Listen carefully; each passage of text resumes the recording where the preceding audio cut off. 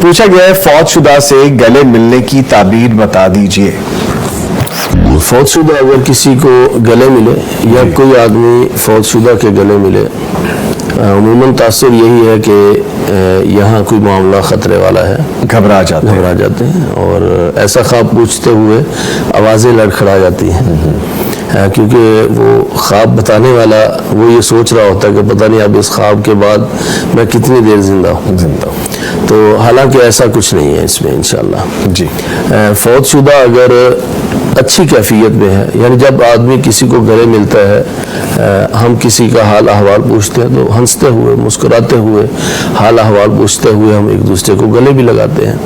تو جب اس کیفیت میں میت کسی زندہ کو گلے لگائے تو اس میں پریشانی والی بات نہیں، بلکہ کوئی خوشخبری وہ رزق کے حوالے سے، کسی پریشانی کے خاتمے کے حوالے سے یہ اس کو ملنے والی ہے. اچھا، اب آپ کہیں گے وہ کیسے؟ میں وہی پوچھنے والا تھا کہ یہ کس طرح سے ہے. میت ایک ایسے جہان میں ہے جس کو عالم برزخ کہتے ہیں. جی. اب وہاں اگر کوئی آدمی خوش ہے وہ اللہ تعالیٰ کی نعمتوں کی وجہ سے خوش ہے، اور اگر کوئی آدمی وہاں پر خدا نخواستہ پریشان ہے وہ اپنے اس عذاب کے اندر مبتلا ہونے کی وجہ سے پریشان ہے.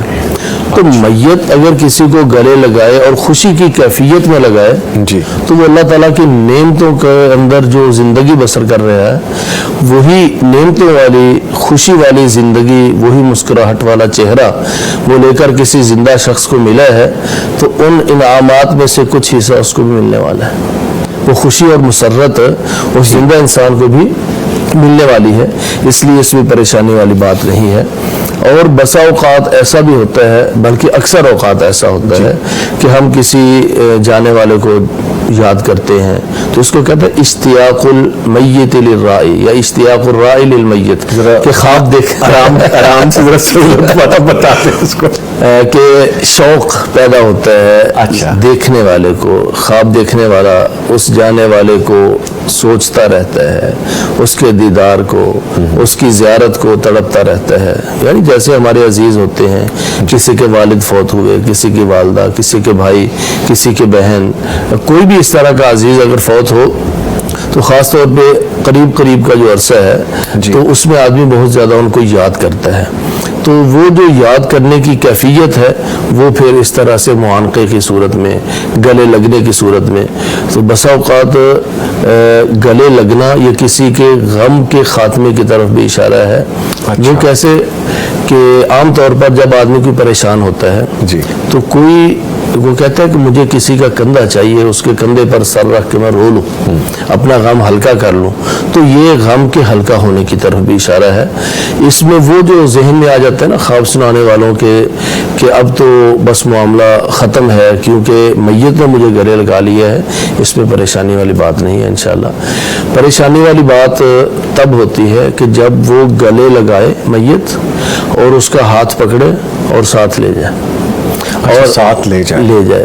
پھر یہاں پر زندہ شخص کے لیے کچھ پریشانی کا مسئلہ ہو سکتا ہے. یہ آپ کثر نفسی سے کام لے کچھ یا حقیقتاً ہے؟ یعنی ان کو اپنا معاملات جو ہے نا یہ اشارہ ہے کہ ان کو اپنے معاملات درست کر لے جائیں. ٹھیک. اور اگر اس کے برعکس ہو، میت نے ہاتھ نہیں پکڑا، ملے ہیں، ملاقات ہوئی ہے، گلے ملے ہیں، میت ہاتھ پکڑ کے لے کر نہیں گئی اس زندہ شخص کو، بلکہ زندہ شخص نے میت کا ہاتھ پکڑا ہے. اچھا، دوسری طرف کی ہے. جی. اب اگر زندہ شخص نے میت کا ہاتھ پکڑا ہے اور میت خوشحال ہے، خوشی کے اندر اس کو مل رہی ہے، تو یہاں اس آدمی کے ہاتھ دولت آنے والی ہے.